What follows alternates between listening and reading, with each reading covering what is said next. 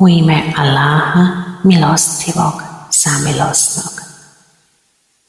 Džennet i Džehennem u Berzahu.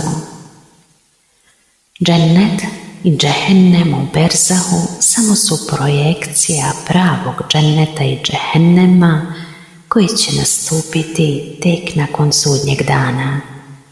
Kada čovjek napusti ovaj svijet, on ulazi u berzahski džennet ili džehennem koji su u odnosu na kijametski džennet i džehennem znatno slabiji.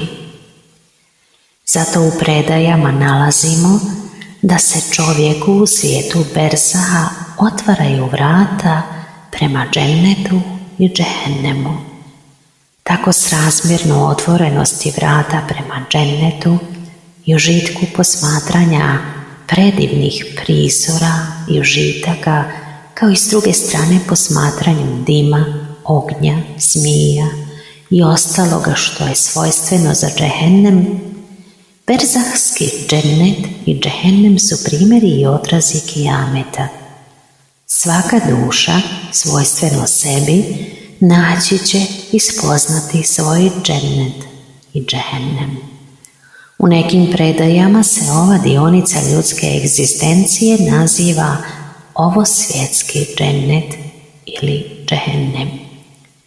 Razlog ovakvog definisanja pa i nazivanja dženneta i džehennema berzahskim je taj što je svijet berzaha nastavak i upotpunjenje ovog svijeta.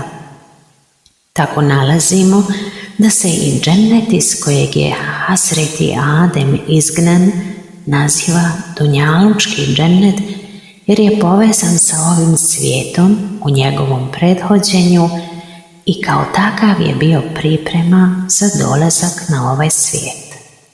Znači, Hazreti Adem je bio u berzahskom džennetu iz kojeg je protjeran pa je došao na dunjaluk, jer da je bio u vječnom džennetu, on ne bi nikada izašao iz njega. U ovom džennetu su sunce i mjesec izlazili i zalazili.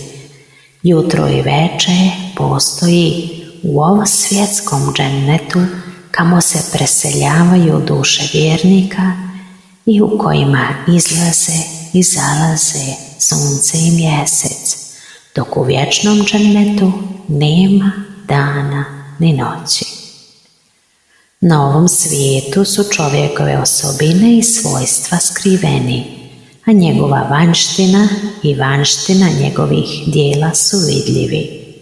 U svijetu berzaha ove skrivenosti se, ali samo do jedne određene mjere, a ne potpuno otkrivaju u čovjeku, tako da se osobine i svojstva koja su ostavila traga na njegovu ličnost ozbiljuju, oblikujući time čovjekov berzahski oblik.